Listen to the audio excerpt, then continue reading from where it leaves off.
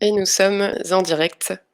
Bonsoir à toutes et tous et bienvenue dans ce live meeting, le live meeting de Funcell, organisé par Lita.co, la plateforme d'investissement responsable.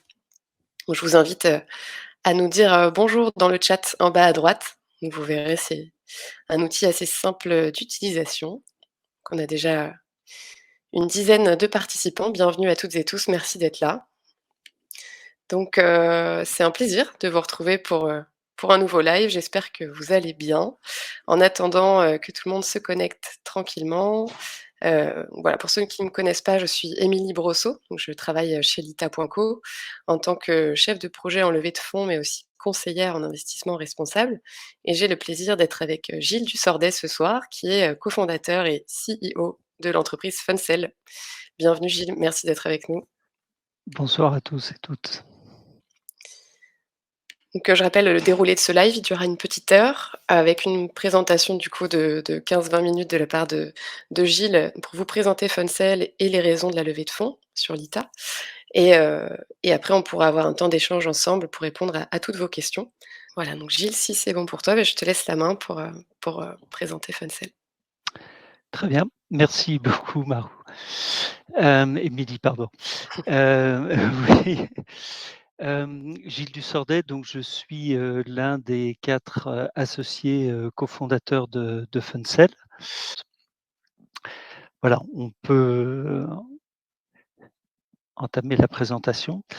Donc Funcell, c'est une société qui a été créée en septembre 2020. Nous sommes basés à Grenoble, où il y a un écosystème papetier qui est encore très vivant et fort. Et il est également historique. Notre technologie, elle est issue du CNRS et elle a fait l'objet de 10 années de recherche. Donc, qu'est-ce que nous faisons chez Funcell? Chez Funcell, nous développons et nous produisons des additifs biosourcés qui augmentent les performances mécaniques des papiers et des cartons et qui leur donnent de nouvelles propriétés. Donc notre ambition, c'est vraiment de travailler au plus près avec les papetiers pour les aider à créer de nouveaux produits et pour leur marché existant, mais aussi pour de nouveaux marchés comme le remplacement des plastiques à usage unique par du papier. Quand on discute avec ces clients papetiers, en fait, et qu'on analyse avec eux leurs préoccupations, il y en a 3. Il y a une question d'environnement et en particulier comment remplacer les produits pétrosourcés qu'ils utilisent aujourd'hui dans leur formulation papetière. Une deuxième sera la rentabilité. Ils sont toujours à l'affût d'amélioration de la valeur ajoutée et de leur marge. Et puis la troisième, c'est de développer de nouveaux produits et de nouvelles applications, et en particulier comment rentrer sur ce marché qui s'ouvre du remplacement des plastiques à usage unique.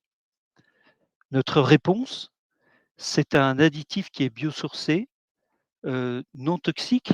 Les papiers et cartons restent recyclables et biodégradables. Et comme on apporte des fonctionnalités nouvelles, on peut faire des économies de matière.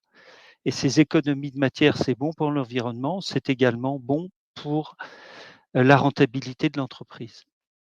Et puis nous sommes également isoprocess, c'est-à-dire qu'il n'y a pas de changement dans le procédé de fabrication du papier. Il n'y a pas de modification à faire sur la machine à papier. On utilise les mêmes entrées que pour les autres additifs. Et en apportant des papiers plus résistants et fonctionnalisés, eh bien, on ouvre un champ des possibles pour ces papetiers. Donc, nous avons 2 familles de produits. La première, c'est une famille qui s'appelle BioWet. C'est un additif de renforcement mécanique que l'on met en masse directement dans la pâte à papier avant la formation de la feuille, donc au tout début de la chaîne papetière. Et cet additif réagit immédiatement avec la cellulose et il apporte un renforcement à l'état sec et un renforcement à l'état humide. Je donnerai un petit exemple juste après. La deuxième famille, c'est BioGraft. C'est une famille qui est plutôt au stade de R&D aujourd'hui. Et là, l'idée, c'est d'apporter des fonctionnalisations au papier et en particulier d'apporter ce qu'on appelle des propriétés barrières c'est-à-dire barrière par exemple à l'eau, barrière à la graisse. Le papier peut devenir en ce sens étanche ou à minima déperlant. Il y a d'autres fonctionnalisations possibles en proposant par exemple des fongicides ou des virucides, mais ça sera pour plus tard.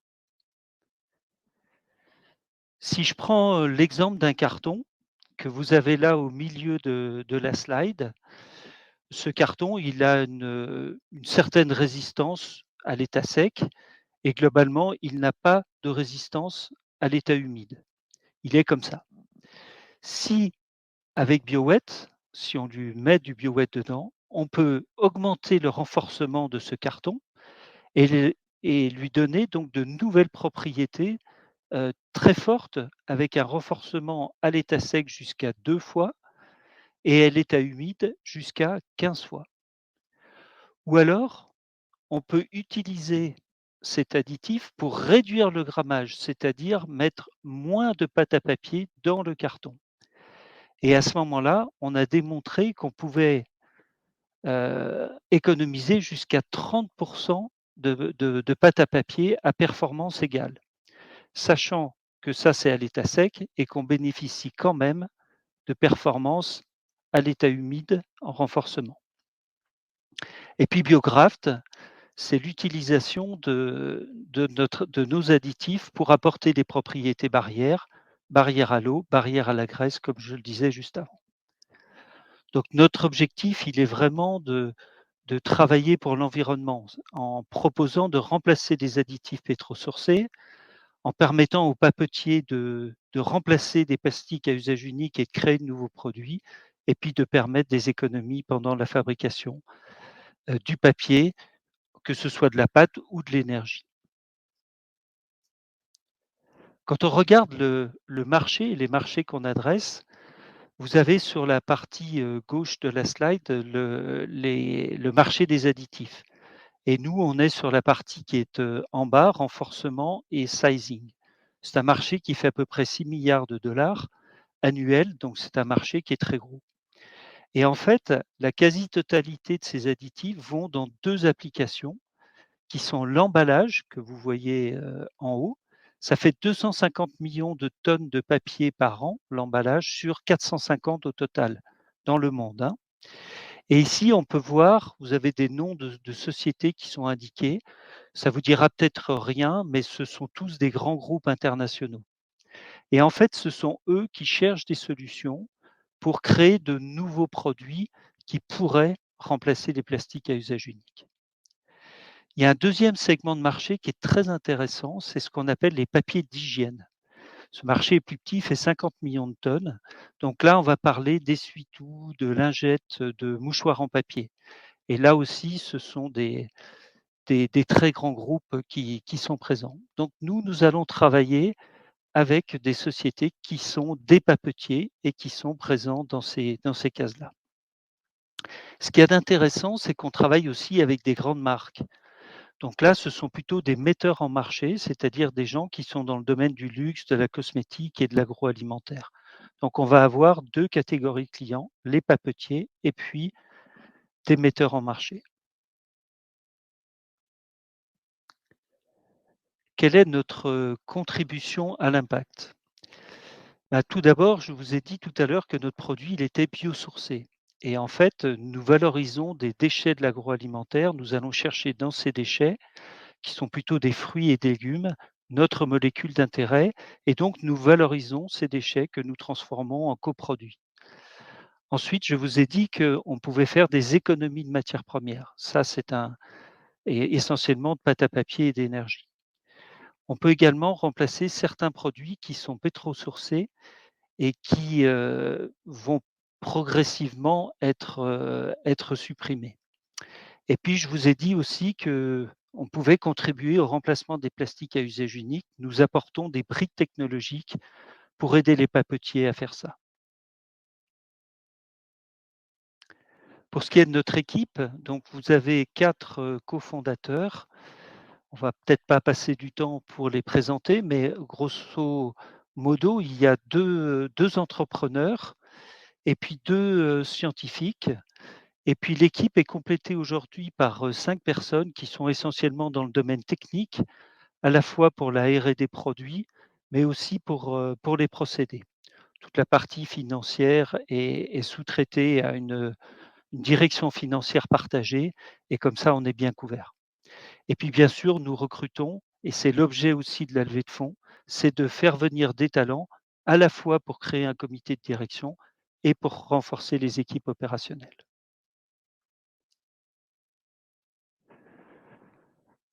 Alors, le business plan tel qu'il a été fait, il a été fait il y a déjà plus d'1 an, donc les choses ont pu bouger.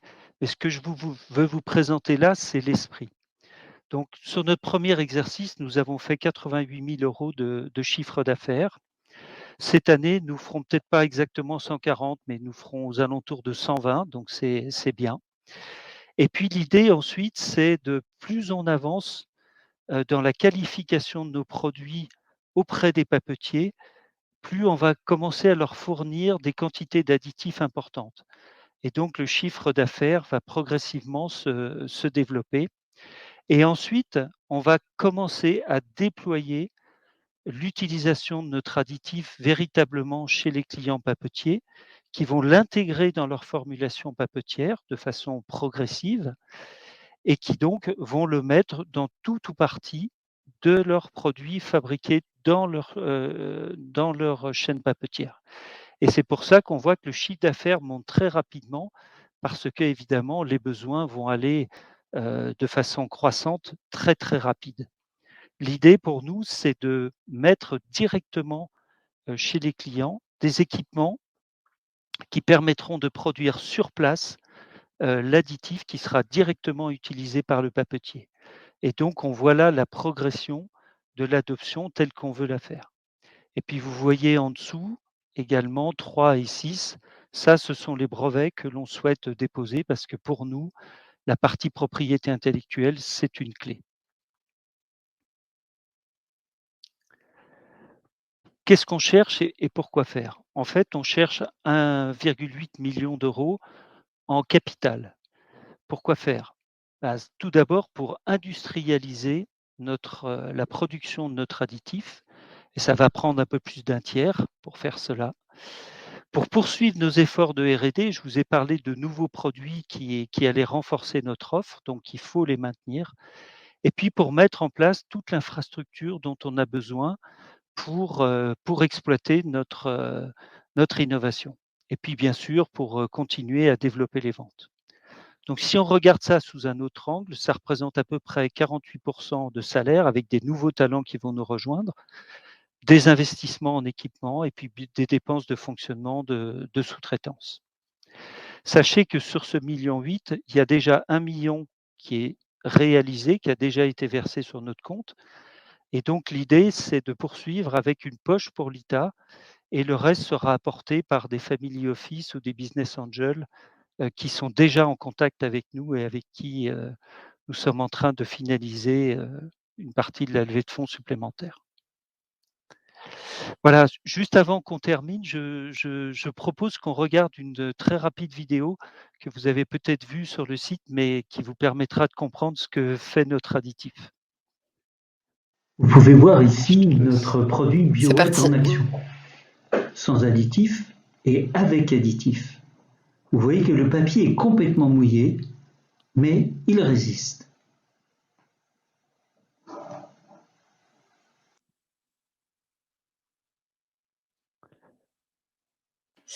C'était du Voilà, rapide. merci beaucoup. Merci beaucoup Gilles. Je ne sais pas si tu avais, du coup d'autres choses à ajouter? C'est très Non, complet. voilà, je suis à votre disposition pour des questions. Ben merci beaucoup. Donc je pense qu'il y a déjà, quelques questions, qui se préparent. Je vois qu'il y en a certaines qui sont posées. En attendant, merci à tous, d'être là. Merci, Gilles pour cette présentation. Donc, moi ce que je peux, en tout cas, vous rappeler ou peut-être vous apprendre si vous n'avez pas encore consulté la page de la levée de fonds sur notre site internet, c'est qu'on a identifié plusieurs raisons pour investir, dans Funcell. Donc, c'est assez courant, chez l'ITA que les analystes vous partagent les raisons pour lesquelles, on vous recommande d'investir. Donc je vais vous les donner. Donc la première raison, c'est que c'est une équipe qualifiée et expérimentée. Donc comme on a pu le voir, avec les dirigeants qui ont notamment des expériences et des compétences très complémentaires, tant sur les enjeux technologiques et industriels, mais aussi sur les enjeux commerciaux et financiers. 2e raison, c'est aussi le laboratoire commun avec le CNRS. Donc on pourra y revenir peut-être un petit peu plus en détail après, mais voilà, ce lien avec le CNRS permet vraiment à Funcell d'avoir une capacité de R&D renforcée et de mutualiser les efforts de recherche. 3e point, c'est que c'est une technologie qui est différenciante, qui répond à des enjeux environnementaux et législatifs, avec une stratégie de R&D qui est poursuivie sur le long terme. 4e point, donc il y a aussi le fait que ce soit un ancrage, que Funcell est un ancrage fort dans l'écosystème entrepreneurial et sectoriel et qu'il y ait aussi des partenariats suivis avec des clients clés, qui sont, des leaders internationaux à fort volume. Donc c'est des partenaires pilotes qui accompagnent, Funcell, dans la construction de son modèle. Et dernier point, c'est aussi le fait que, bah, c'est un marché qui est adressable et qui a fort potentiel, sur les segments notamment de l'emballage, des papiers d'hygiène, de l'alimentaire et des papiers de spécialité. Voici les raisons pour lesquelles, voilà, identifiées par notre analyste. Donc merci à vous. Je vois qu'il y a quelques questions, donc on va peut-être commencer à les traiter, si ça te va Gilles. Je vais Mmh. te On va les poser en direct au fil de l'eau. Alors j'ai une question de Vini, qui demande: «Pourquoi faire le choix de lever des fonds avec l'ITA.co?» Alors, comme je le disais, tout à l'heure, en fait, dans notre vision, il y a 2 parties. Il y a un projet qui est véritablement, un projet, industriel et en fait, on souhaite devenir un des leaders, européens dans la fourniture d'additifs biosourcés, pour les produits cellulosiques. Et puis, il y a un deuxième aspect qui est tout aussi important, que le premier, c'est qu'on souhaite avoir un impact, environnemental et un impact évidemment positif en proposant des solutions qui soient vraiment réalistes. Et quand on réfléchit à tout ça, on s'est vraiment dit que, au travers de l'ITA, qui est une plateforme spécialisée dans tous ces aspects environnementaux, c'était bien de proposer notre dossier à un nombre, je dirais un peu plus grand que des investisseurs, très qualifiés et très sélectionnés. Merci beaucoup. Alors moi, je me permets aussi d'ajouter qu'on collabore aussi avec Funcell. Aujourd'hui, c'est vrai que c'est assez rare de voir sur notre plateforme un dossier, technologique comme ça, donc une entreprise, vraiment, qui est ancrée dans une innovation de rupture, qui va à la racine pour changer un système, de manière profonde. Donc il y a un vrai impact, environnemental sur le long terme.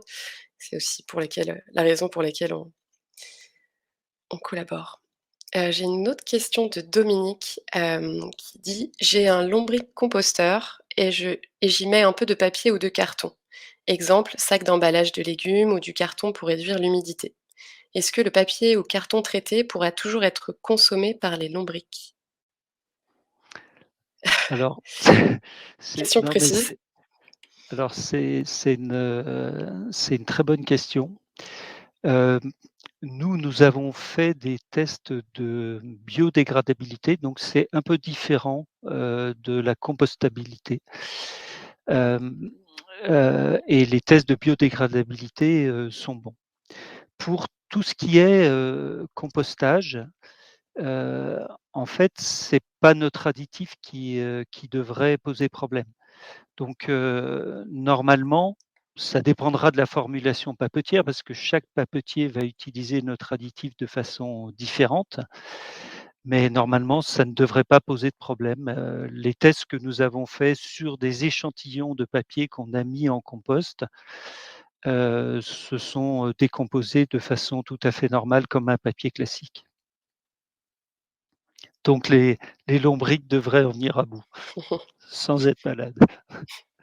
J'espère que ça répond à votre question, Dominique. N'hésitez pas, hein, si vous avez d'autres questions. C'est une question importante, hein, qui nous est posée souvent, hein. Vous avez bien fait de la poser. J'ai une autre question de Vini. Est-il possible d'avoir plus d'éléments sur le marché, la concurrence et le prévisionnel? Quelle est la situation actuelle de propriété intellectuelle? Alors, tu nous as déjà un peu, montré, hein, les marchés Ouais, visés, donc je te laisse répondre.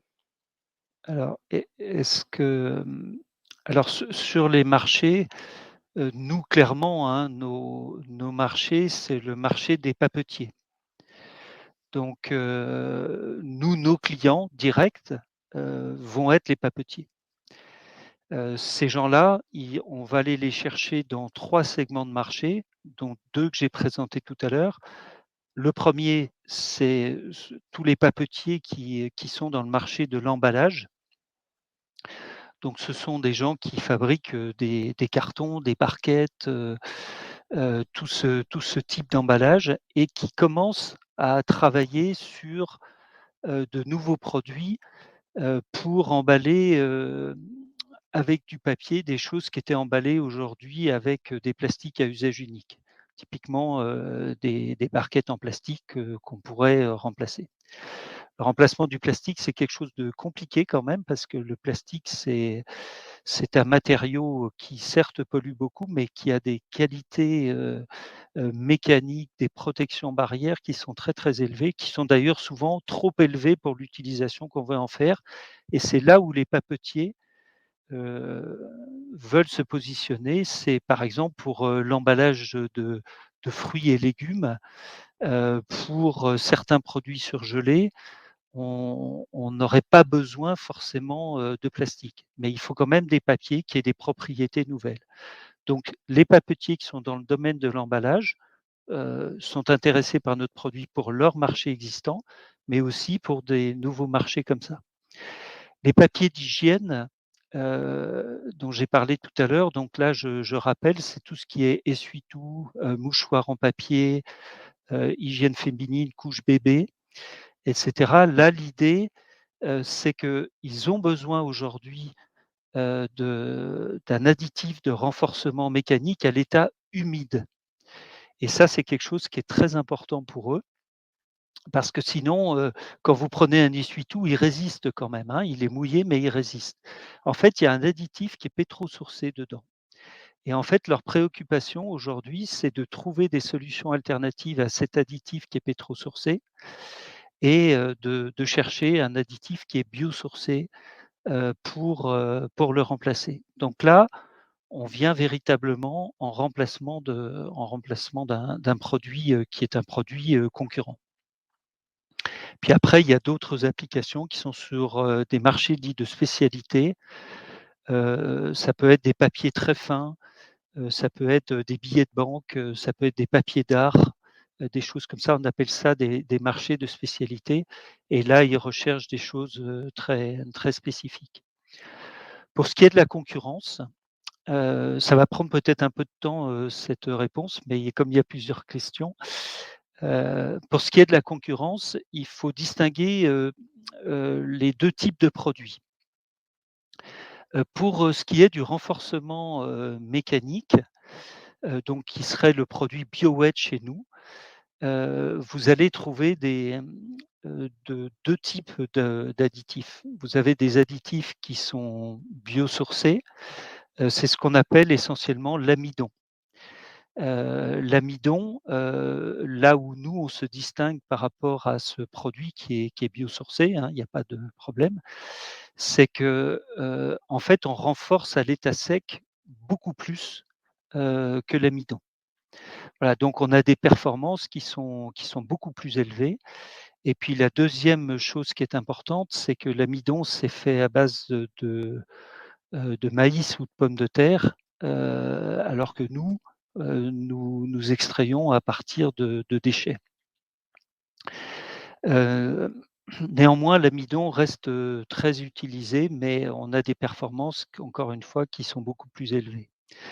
Pour ce qui est du renforcement mécanique à l'état humide, là, il n'y a en gros qu'un seul additif, qui est en concurrence avec nous. C'est un additif qui s'appelle la PAE, qui est donc, l'additif dont j'ai parlé tout à l'heure et qui est un produit, pétrosourcé. Le problème de cet additif, c'est que lors de la fabrication de la feuille, en fait, tout ce qu'on appelle les cassés et les rompus de fabrication ne peuvent pas être remis, en début de chaîne pour refaire du papier. Donc ça tombe sur le côté et il faut un traitement spécifique, pour, traiter ces papiers et les papetiers aimeraient s'affranchir de ça parce que ça leur coûte très cher. Néanmoins, cet additif existe depuis, très longtemps. Il a de très bonnes performances mécaniques à l'état humide et nous, les performances mécaniques sont aussi bonnes que ce produit-là et c'est la raison pour laquelle, évidemment, les papetiers sont très intéressés par notre additif. Ça, c'était le renforcement mécanique à l'état sec et à l'état humide. Pour ce qui est des propriétés barrières, là, c'est un marché qui est, c'est pas un océan bleu, hein. Il y a vraiment beaucoup, beaucoup d'acteurs avec des technologies, très, très différentes. Ce qu'on constate néanmoins avec beaucoup de grosses sociétés et beaucoup de startups qui proposent des choses, très intéressantes. Néanmoins, ce qu'on constate, c'est que personne n'a été en capacité, d'apporter toutes les propriétés barrières qui étaient demandées, en particulier pour le remplacement des plastiques à usage unique. Et ce qu'on a vu et on travaille déjà dessus, c'est que nous pouvons combiner notre technologie avec, des technologies qui, entre guillemets, «seraient concurrentes», mais qui finalement, permettraient d'offrir, une offre plus complète en travaillant ensemble. Donc là où il y a des concurrences, ça peut être devenir aussi des partenaires. Et puis je crois qu'il y avait une question sur la l'API, non? Tout à fait. Il y C'était a le il y a plusieurs troisième volet? questions. C'était le dernier volet. On a aussi d'autres questions, notamment de Julie, qui demandait aussi quels étaient vos concurrents. Mais oui, sur la propriété, du coup, intellectuelle, quelle est la situation actuelle? Demandait Vini. Alors, je vous ai dit en préambule que notre technologie avait fait l'objet de 10 années de recherche au CNRS et en fait, ces 10 années de recherche se sont, conclues, avec un brevet, pour lequel, nous avons une sous-licence exclusive, d'exploitation, dans tous les produits, cellulosiques. Hem et donc, je dirais, on n'a pas la propriété de ce brevet, même si on a une clause, de rachat possible de ce brevet au bout d'un certain temps. Néanmoins, c'est comme si on l'avait puisqu'on a une licence exclusive, une sous-licence exclusive d'exploitation.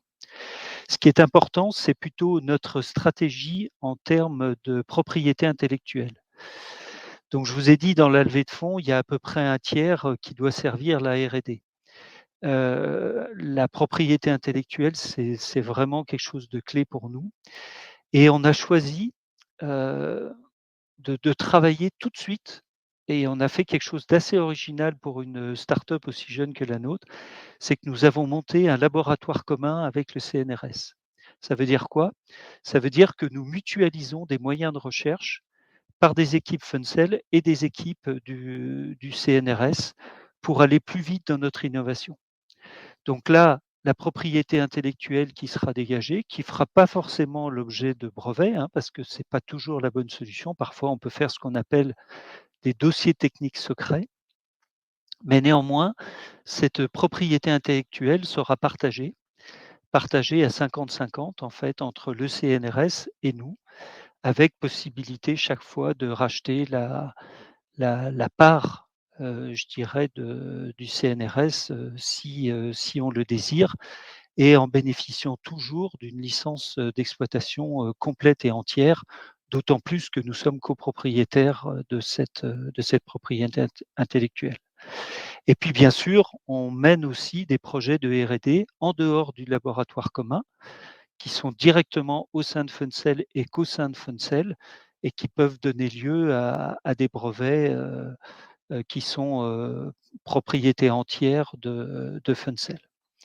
Et il y a un dernier point, c'est que notre stratégie de brevet, elle va porter sur les produits, mais aussi sur le procédé, c'est-à-dire sur la façon dont on va produire notre additif. C'est-à-dire, tout notre équipement en fait dont j'ai parlé tout à l'heure, et bien ça aussi on souhaite le breveter et là on travaille avec, l'Institut français du pétrole et énergies nouvelles, avec qui nous collaborons sur, ces aspects, de process et là l'idée c'est de déposer un brevet en commun, sachant que là aussi on peut, racheter la quote-part de l'IFPEN, sans difficulté. C'est prévu dès le départ dans la convention. Mais ce qu'il faut comprendre, c'est que pour protéger nos innovations, il faut à la fois travailler sur la protection intellectuelle de nos produits, mais aussi sur la façon de les produire. Et c'est en fait la combinaison de ces 2 protections qui va être vraiment efficace pour nous. Merci beaucoup Gilles, c'était très complet, je pense que ça répond, aux questions de Vini, mais, pas qu'à Vini. Parce qu'on a aussi une question intéressante de Yannick qui dit: «Bonjour, comment s'articule justement la propriété des brevets entre les différents acteurs, notamment au cas où, cas peu probable évidemment, au cas où l'entreprise, Funcell déposerait le bilan?» Est-ce que vous avez déjà réfléchi, Hem, Qu'est-ce qui se passerait si Funcell déposait le bilan, c'est ça? Oui, en termes de propriété de brevets, entre les différents acteurs, entre Funcell, le CNRS? Bah, de toute façon, je dirais les brevets qui sont en copropriété, font partie de l'actif, de Funcell et donc évidemment, on chercherait à valoriser ça, et puis, le CNRS, vraisemblablement, ferait tout pour, éviter que cette propriété intellectuelle tombe dans des mains, qui ne sont pas celles qu'on souhaite avoir. Voilà. Ce qu'il faut savoir, c'est que notre relation avec le CNRS, mais avec d'autres aussi, hein, est quand même, très étroite, et c'est important de travailler avec eux. Donc, on ferait tout pour protéger ces innovations. Et ça rejoint aussi une question, de Louis Augustin dans le chat, qui demandait, justement, bah, si vous rachetez au CNRS, les brevets, combien ça coûterait? C'est un prix, Hem, donc en fait, là, c'est variable, en fait. Je vais pas répondre directement, je vais pas donner de chiffres parce que c'est évidemment confidentiel. Mais, en fait, c'est variable et ça dépend de l'innovation. Quand on va être, sur, des brevets qui viennent compléter le brevet d'origine, le prix de rachat de notre quote-part, sera plus bas que si c'est une innovation pleine et entière, très nouvelle, qui nous permet d'ouvrir de nouveaux marchés ou des choses comme ça. Donc, en fait, ça se discute, et ça se discutera au cas par cas, avec le CNRS ou avec d'autres, sauf dans le cadre de l'IFPEN puisque là, s dans l'accord d'origine, c'était déjà écrit et on a juste à rembourser les frais, qui ont été engagés par l'IFPEN. merci beaucoup pour tes réponses. Alors il y a quelques questions auxquelles tu as déjà répondu du coup par le biais des autres, questions d'avant, notamment celle de Célia qui posait aussi une question sur les brevets, Julie sur les concurrents. Hop, il y a une autre question de Célia. Le modèle économique étant encore à l'étude, comment vos partenaires pilotes vous aident-ils à le structurer? J'imagine que leurs noms sont confidentiels, mais de quel secteur d'activité font-ils partie et s'agit-il seulement d'acteurs européens? Il y a plusieurs, questions. Il y a plusieurs questions en une question, mais c'est très, très bien, c'est très bien, c'est super, merci beaucoup. Hem, on a la chance et c'est vraiment une grande chance, de susciter un intérêt immédiat auprès des papetiers. Émilie l'a rappelé tout à l'heure, on travaille déjà avec des grands groupes papetiers et en fait, nous en avons 3 qui sont des groupes de classe, mondiale, avec une très forte présence, européenne, qui nous ont fait confiance avant même la création de Funcell. Donc quand le projet était en maturation et en incubation au sein d'une société d'accélération et de transfert de technologie, donc avant la création de Funcell, déjà, c'est, ce qu'on appelle nous des clients pilotes, étaient déjà intéressés par la technologie.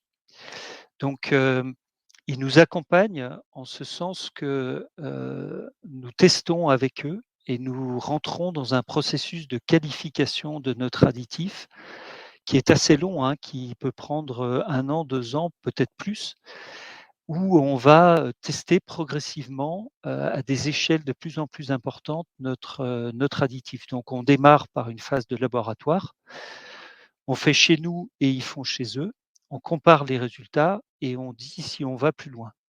Ensuite, il y a une phase qui est, test sur machine à papier pilote. Une machine à papier pilote, c'est une machine à papier qui ressemble à une grande, sauf qu'au lieu de faire 150 ou 200 mètres de long, elle fait juste 15-20 mètres de long et au lieu de coûter plusieurs centaines de millions d'euros, elle va peut-être coûter 1 million d'euros. Voilà. Mais elle permet déjà de faire du papier dans des conditions qui sont assez similaires, par rapport à une machine à papier de production. Et donc là, on avance avec eux, on travaille ensemble et on teste notre additif pour voir, les performances. Et on fait toujours les tests des 2 côtés pour les comparer. Et ensuite, la troisième étape, c'est, une étape sur les machines à papier de production. Donc là, c'est le Graal où là, on va, produire notre additif pour, alimenter pendant 1, 2, 3 ou 4 heures une machine de production qui va produire plusieurs tonnes de papier, pendant cette période. Ça veut dire qu'ils nous accompagnent dans notre progression et nous, on les accompagne aussi dans la qualification. Et pour pouvoir faire ça, on doit aujourd'hui, nous produisons notre additif à l'échelle laboratoire. L'idée, c'est de faire un premier pilote, qu'on appelle le premier pilote, chez nous et la levée de fonds doit nous servir à financer ce premier pilote. Puis un pilote industriel qui nous permettra de produire des quantités plus importantes, qui permettront de faire, des tests sur des machines à papier, pilotes et puis, même d'aller jusqu'à la machine à papier de production. Émilie, est-ce que tu peux me rappeler les questions pour être sûr que je ne Bien vais sûr. pas, trop loin? Tu as répondu à la première partie. La deuxième, c'était de quel secteur, d'activité font-ils partie? Heu et s'agit-il seulement d'acteurs européens? Ce qui est déjà Alors, bien, hein. i ce sont des, ce sont des papetiers qui sont, un dans le domaine de l'emballage et 2 dans le domaine des papiers d'hygiène. Voilà et puis on travaille donc ça, ce sont des groupes de classe, vraiment, internationale, voire globale, comme je le disais, avec une forte présence européenne, mais qui peut être ailleurs aussi. Ça peut être des groupes d'origine européenne ou américaine. On ne travaille pas avec l'Asie du tout pour l'instant. On travaille également avec, 2 autres papetiers avec qui on a une relation qui est pas aussi forte pour l'instant parce qu'ils sont rentrés un peu plus tard, qui sont des plus petits papetiers sur, des papiers de spécialité et qui eux sont, de soit français, soit petit européen. Et puis je ne veux pas oublier je vous ai dit, il y a les papetiers et puis il y a les metteurs en marché. Et ça, ce sont des clients qui sont très importants pour nous parce qu'en fait, ils nous donnent accès aux produits finaux. Si vous avez un géant de l'agroalimentaire, qui vous contacte et qui vous dit, «Ben, voilà, je voudrais faire, tel et tel produit, qui est aujourd'hui en plastique, je voudrais le faire en papier», bah, ça vous donne une idée de là où vous pouvez, apporter une véritable valeur ajoutée. Ce qu'on ne voit pas nous quand on travaille avec les papetiers parce qu'on n'a pas la vision sur l'ensemble de la chaîne de la valeur. Donc ce qu'il y a d'intéressant dans notre projet, c'est qu'on travaille à la fois avec les papetiers qui sont au tout début de la chaîne et en même temps avec les metteurs en marché, dans le domaine donc de l'agroalimentaire, de la cosmétique, du luxe, voire même du textile. Ces gens-là nous donnent une vision sur les produits finaux qui pourraient être fabriqués. Et ce qu'il y a d'intéressant, c'est que, et c'est pour ça qu'on poursuit ce développement aussi avec eux, c'est que eux, ces metteurs en marché, peuvent devenir prescripteurs et dire à leurs fournisseurs de papier, nous souhaitons aussi travailler avec Funcel. Donc on travaille vraiment des deux côtés pour convaincre tout le monde d'adopter nos additifs. Merci beaucoup, Gilles. Je pense que ça répond bien aux questions de Célia. Merci beaucoup Célia pour, vos questions intéressantes.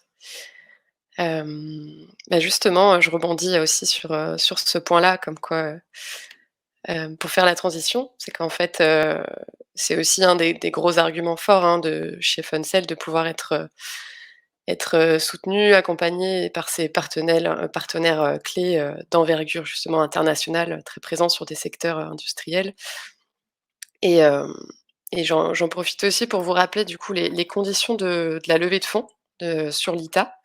Donc on est sur un investissement donc en actions, via une holding d'investissement, donc un véhicule intermédiaire qui est créé spécialement pour cette levée de fonds sur l'ITA. Donc cette levée de fonds, elle est sur l'ITA à hauteur de 300 000 €, maximum 500 000 €.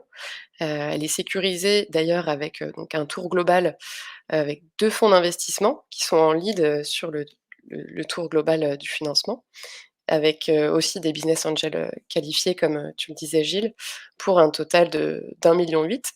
Donc voilà, c'est ce qui sécurise quand même cette, levée de fonds, heu, en actions, en capital. Donc pour rappel, on est quand même sur, du capital risque. Donc c'est une entreprise en amorçage, deep tech, donc c'est-à-dire qui est vraiment, qui apporte une réelle innovation de rupture. Donc voilà, Funcel, par le biomimétisme, va vraiment, comme je disais, à la racine d'un problème pour réduire in fine, l'utilisation, du plastique à usage unique. Donc voilà, il y a un gros potentiel de rentabilité et de croissance avec un fort potentiel d'impact sur le long terme. Donc voilà, on pourra aussi, nous chez Lita, on a une équipe de conseillers aussi qui est là pour, vous accompagner dans votre démarche d'investissement, parce que c'est quand même un investissement qui est risqué. Voilà, là ici, on est vraiment sur, gros potentiel de rentabilité, donc veut dire aussi assez risqué. Donc voilà, on a aussi donc, vous avez la possibilité de réduire vos impôts, sur le revenu, de 25 du montant que vous investissez. Donc c'est sur l'année 2022, il y aura probablement une tranche aussi sur, les revenus 2023, parce qu'on est quand même sur fin décembre et il nous reste peu de temps. Donc ça passe en collecte dans quelques jours, voilà, avec un ticket minimum de 300 €. Votre investissement, il est à horizon 5 ans, donc c'est-à-dire, vous conservez vos actions minimum 5 ans avant que Funcel, propose une sortie. Donc probablement, le scénario le plus probable, c'est le rachat d'un acteur industriel. On pourra voir plus en détail les différents scénarios possibles, mais c'est celui-là en tout cas qui est le plus probable. Donc voilà, pour rappel, si vous n'avez pas encore créé votre profil, Lita ou validé votre profil sur lita.co, n'hésitez pas à prendre rendez-vous avec un conseiller aussi pour, vous accompagner dans cette démarche, car, il faut avoir un profil validé pour pouvoir investir. Voilà donc ce qu'il en est. Je vois qu'il y a d'autres questions donc, on peut peut-être, prendre le temps d'y répondre. Une question de Pascal Faure du coup qui pose la question: «Est-ce qu'un débouché pourrait être les briques alimentaires, par exemple, pour des boissons?» Qu'est-ce que c'est? Donc ça venait aussi, quand on discutait tout à l'heure, je pense que Pascal avait posé la question à ce moment-là. Alors, hem, on est loin de ça quand même parce que, là ce sont des technologies qui sont quand même, assez complexes. Mais ce qu'il y a de très intéressant, c'est que les acteurs qui fabriquent ces briques, nous sommes rentrés en contact avec eux et en fait, vous savez que, ces briques de boissons ou autres ce sont des sandwichs, c'est-à-dire qu'il y a plusieurs épaisseurs, de matériaux dedans et en particulier, il y a des couches de papier et donc ils sont intéressés par notre additif, en particulier BioWet aujourd'hui qui est en phase d'industrialisation, hein, comme je l'ai dit, les autres sont plutôt en phase de R&D, mais pour tester sur une des couches, notre additif pour apporter des propriétés et du coup leur permettre potentiellement de supprimer peut-être une couche qui est, un petit peu gênante aujourd'hui, et qui, donc pas directement, mais indirectement, oui, on pourrait, tout à fait travailler sur ce type de produit et on a déjà des contacts d'ailleurs sur ce sujet-là. Très bien, merci. Merci Pascal pour votre question. Hem, on a d'autres questions donc de Vini qui demandait si des recrutements étaient prévus, donc ça on a bien, tu nous l'as bien expliqué que c'était, prévu dans le business plan. Oui, alors, c'est vraiment un des objectifs de la levée de fonds, hein, c'est de permettre, de le recrutement de talents dans l'entreprise.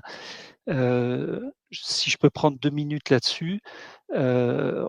donc on souhaite, créer véritablement un comité de direction, de l'entreprise. Aujourd'hui, il y a les 4 cofondateurs, mais c'est pas du tout, en termes de gouvernance, c'est pas du tout ce qu'on cherche à faire. Donc on veut créer un vrai comité de direction et donc renforcer cette équipe et puis, dans les équipes, très opérationnelles en R&D, en process, en administration, en production, donc là, on veut aussi, renforcer les équipes avec, des profils, différents qui vont être des profils, techniciens, techniciens plus, ingénieurs, jeunes docteurs. Voilà donc véritablement, oui, on veut renforcer l'équipe. On a, 6 postes à peu près qui vont s'ouvrir, sur 2023. Je pense que Vini est peut-être Donc 4, intéressé. donc 4 rapides. OK, vous aurez sûrement, candidature. Vini a l'air intéressé. Bah, pourquoi pas? Merci Vini Volontiers. pour vos questions. On a une autre question donc de Yannick qui pose une question intéressante, on change un peu de sujet, mais c'est: quelle est la différence de coût entre l'additif biosourcé de Funcell et le pétrosourcé? Hem, difficile à dire. Heu, en toute sincérité, c'est compliqué. Le, la la question des prix, c'est quelque chose d'extrêmement sensible et d'extrêmement confidentiel. En plus, les groupes, industriels, n'ont pas les prix, qui sont affichés sur des tarifs, donc c'est très compliqué. Une chose est sûre, c'est que les clients pilotes avec qui nous travaillons, nous demandent non pas de donner un prix, précis, mais de donner une fourchette de prix et aujourd'hui, ça ne les a pas fait reculer, au contraire, ils veulent continuer, donc à travailler avec nous. Donc je ne peux pas répondre précisément à cette question, de la même façon que je ne peux pas dire à quel prix, on va le vendre. Ce qui est important par contre dans le raisonnement et je me permets d'insister là-dessus, je vois qu'il nous reste un petit peu de temps, c'est que le coût facial ou le prix facial de notre additif, en fait, ce n'est pas ça qui est important. Ce qui est important, c'est ce qu'on appelle nous le coût d'utilisation de notre additif.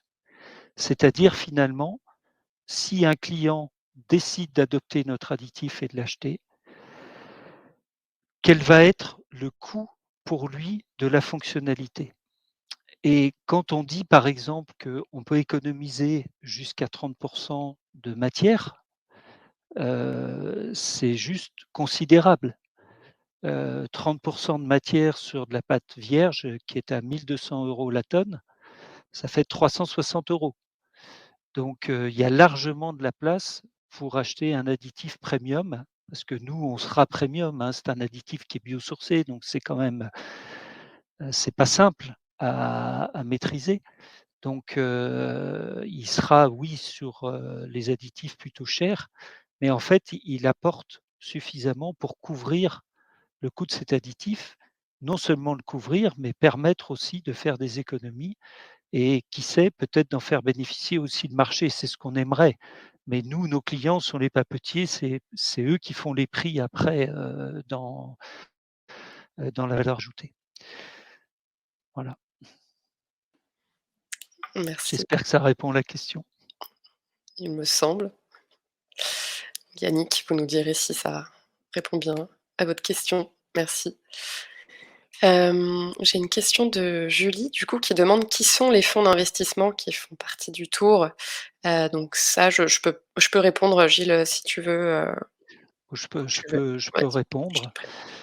Donc il y a 2 fonds.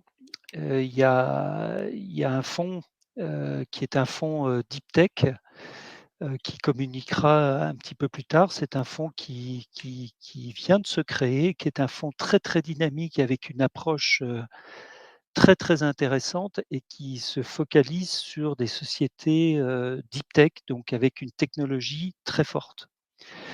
Hem, voilà et puis avec une équipe, très jeune, très tonique, c'est vraiment bien et très expérimentée aussi. Et c'était très intéressant pour nous, si je vois 54 minutes, donc je peux parler un petit peu. C'était très intéressant pour nous parce que, ce sont des gens qui ont très vite compris ce qu'on faisait et en particulier l'enjeu technologique, que l'on avait. Et l'autre fonds, c'est un fonds qui s'appelle Obratory. Obratory, c'est le fonds d'investissement du groupe L'Occitane, donc qui est un groupe de cosmétiques, qui fait que des produits naturels, et pour nous, c'est une chance immense, d'avoir, un fonds comme ça, qui s'intéresse à nous. Parce que je vous ai dit tout à l'heure qu'on travaillait aussi avec des metteurs en marché et typiquement, L'Occitane, c'est un metteur en marché.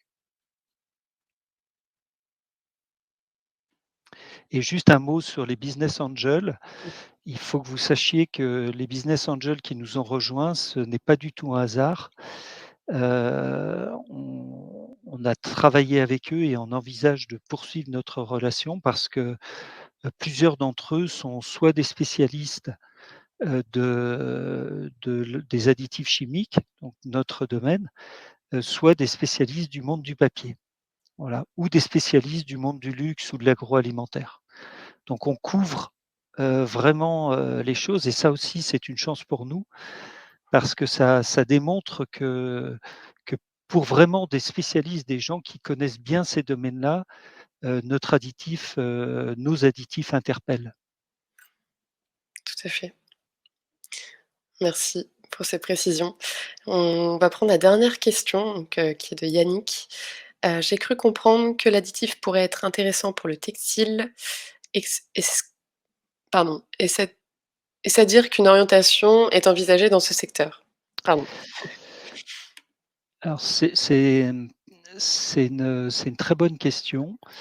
N La particularité de notre premier additif BioWet, mais des autres aussi, hein, ça fonctionnera, hem, c'est il marche particulièrement bien avec tous les produits cellulosiques naturels. Donc dans les produits cellulosiques naturels, il y a bien évidemment le papier, mais il y a aussi des textiles comme le coton, le lin, et donc la réponse c'est oui, le textile, c'est un relais de croissance pour nous. Pour l'instant, on a beaucoup à faire, on a énormément à faire sur le papier et je vous ai dit qu'il y avait de l'attraction, qu'il y avait de la demande, donc on va se focaliser là-dessus, il ne faut pas qu'on parte dans tous les sens. Mais oui, le textile, c'est un relais de croissance pour Funcel, plus tard. Absolument et aussi les composites.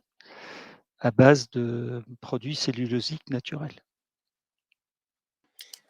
Merci, heu, pour tes réponses donc Yannick qui est actif, ce soir lors de ce live.